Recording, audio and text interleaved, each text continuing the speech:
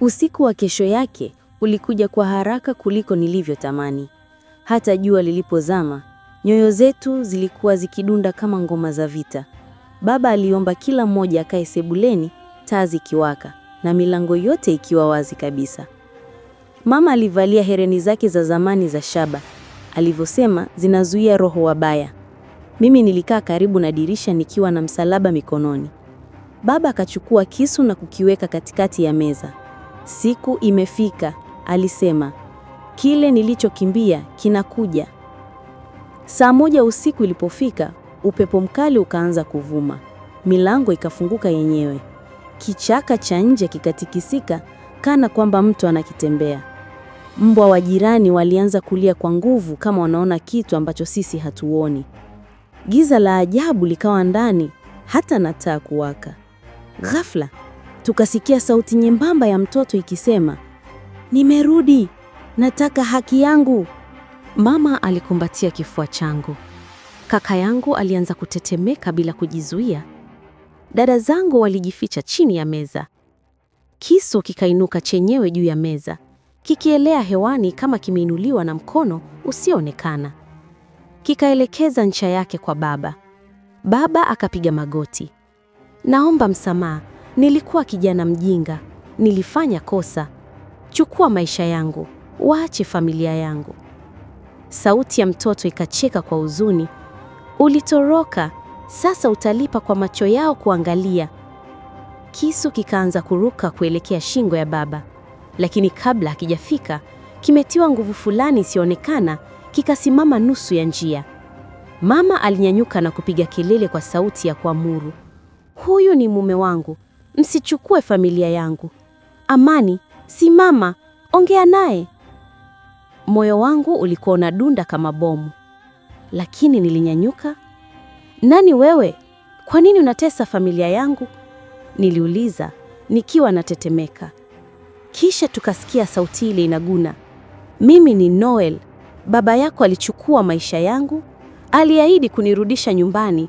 Leo nimerudi mwenyewe." Nijikuta nalia bila kujizuia. "Noel, kama kweli unataka haki, nichukue mimi, si yeye. Usiwaumize." Kwa sekunde kadhaa, kimya kilitawala. Kisu kikashuka polepole, kikatua sakafuni kwa kishindo kidogo.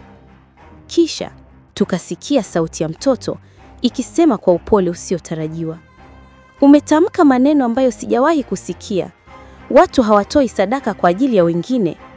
Unanipa ruhusa ipi?" Nikajibu kwa sauti ndogo, "Ruhusa ya kusamehe. Si kila deni hulipwa kwa damu. Wengine hulipwa kwa kutubu." Giza lilianza kuondoka. Upepo ukapungua. Kisu kikatulia chini kabisa.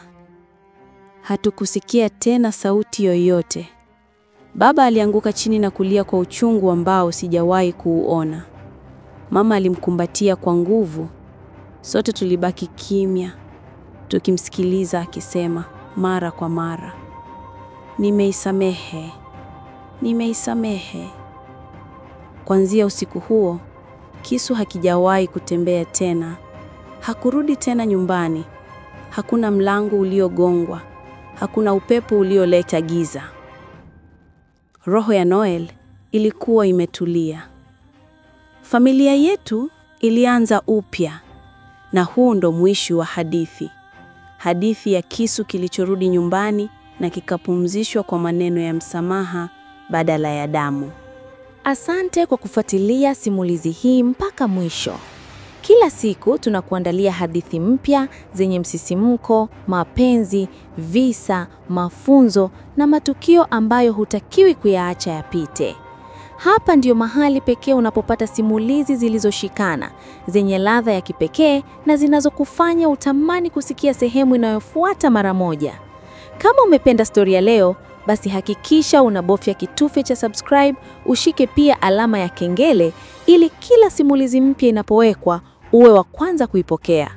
Kila siku tunakuletea visa vipya vya kusisimua, vya kuhuzunisha, vya kupendeza na vingine vya kukushangaza kiasi cha kukufanya utake kusikiliza tena na tena. Usipitwe na safu ya hadithi kubwa tunazoziandaa zinakuja, kila moja ikiwa tamu kuliko iliyotangulia. Hivyo, kaa karibu nasi, subscribe sasa na tuendelee pamoja kwenye dunia hii ya simulizi zisizoisha. Asante kwa kutazama na karibu tena kwenye simulizi inayofuata.